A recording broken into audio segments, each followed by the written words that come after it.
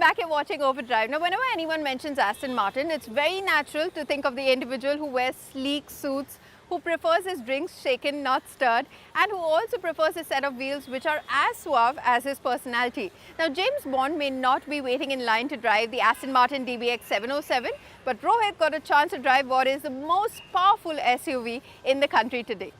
On the cars that I've been reviewing for the past few weeks, I have seen the grills go really small or even disappear because, you know, hybrids, EVs, etc. So for a change, it's a good thing that I have a car with a big grill on it. Now, in today's scheme of things, big grills mean four things to me. One, it could be a BMW, but then again, this is tastefully designed, so it's not. Two, it could mean it's a saloon, but this is not.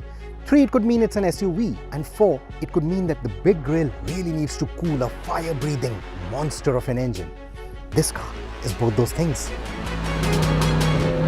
The Aston Martin DBX is one quick car, I'm told.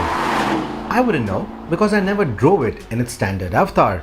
It's been eluding me for years now, much like most Aston Martins that usually shy away from the glitz and the glamour because the typical owners of Aston Martin cars prefer to keep their refined taste a private affair. But the DBX 707 is different. It wants to be seen, wants to be heard because it is the fastest and the most powerful of its kind, at least until the newest and the tallest steed from Maranello starts prancing. But the 707 isn't one bit as aggressive as its Italian friends. DBX is often considered minimalist, and the smooth curves in the hunchback also makes the DBX appear smaller than its class, more so in the images. But look at the 707 from any angle, rolling on its standard 23-inch rims at any speed, and you know it means business. The carbon fiber skirts along the rocker panels, the bigger grille, and the extended spoiler and splitter will all tell you that this is the faster sibling. But all of this is within the bounds of typical Aston Martin elegance. If you want to impress the onlookers with the sound of the V8, a nice crackling startup, what you do is, before you start the vehicle, press in either of the paddle shifters, press firmly on the brake. The red light over here starts flashing on the ignition.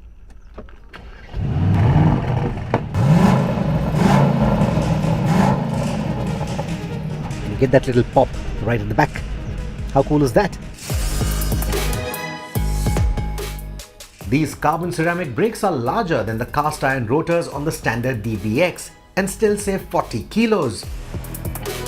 I was an idiot not to go to the Budh International Circuit and drive this car on the racetrack at launch. It's bonkers.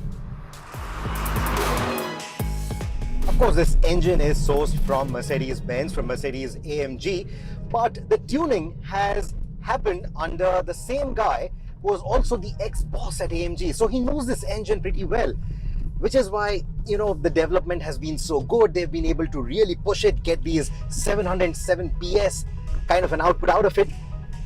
And to cope up with all that power, there's also the 9-speed gearbox, which has been given a wet clutch treatment, much like the GT 4-door from AMG. Simply put, the German V8 is pushed to its limits on the 707, but speaks with British mannerisms, greeting the onlooker with a deep, warm voice instead of speaking to them in a rude, high pitch.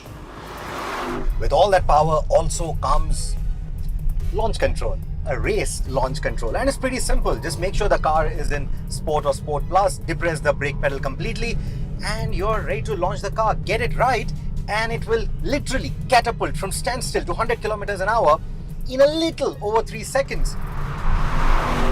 Top speed, 310 kilometers an hour. Honestly, the acceleration is brisk. In fact, brisk is an understatement for this. And with that 9-speed transmission, it is an ultra-fast transmission, but every shift pause with this kind of acceleration translates to these little head nods. So the transmission, the way the power is laid out down to the road, it feels so dramatic than even the Vantage F1 that we reviewed recently. You will seldom find enough space and time on our roads to really put the power down the way it's intended. That's the kind of performance that this car has. It's just crazy. So the most powerful, the fastest SUV tag or the claim in the world, it's not only about the higher numbers, it's also about how it gets there.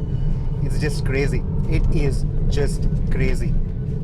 And what's the use of all of this power, all of this speed, if it can't really go flat through corners? So to enable that, there is 48-volt electronics. So this is not just a sports car on stilts. This is not just an SUV from a traditional sports car maker.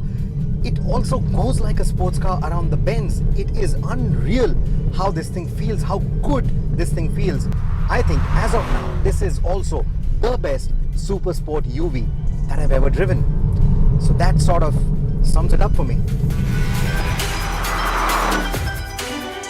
It all comes together to create a performance so enticing that you will want to take the DBX 707 to the track often and even give some low-riding sports cars a run for their money, overtaking as you look down on them from your high chair. It's a feeling that very few cars offer at the moment. But these are times when what one shows to the world is more important than what it makes you feel.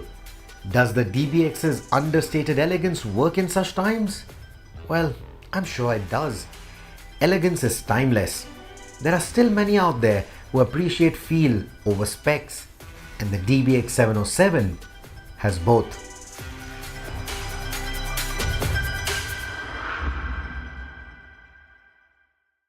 I personally feel the Aston Martin DBX 707 is a gorgeous looking SUV, and of course Rohit enjoyed driving it a lot. We'll take a very quick break here on the show, but coming up on the other side, we take you through the 6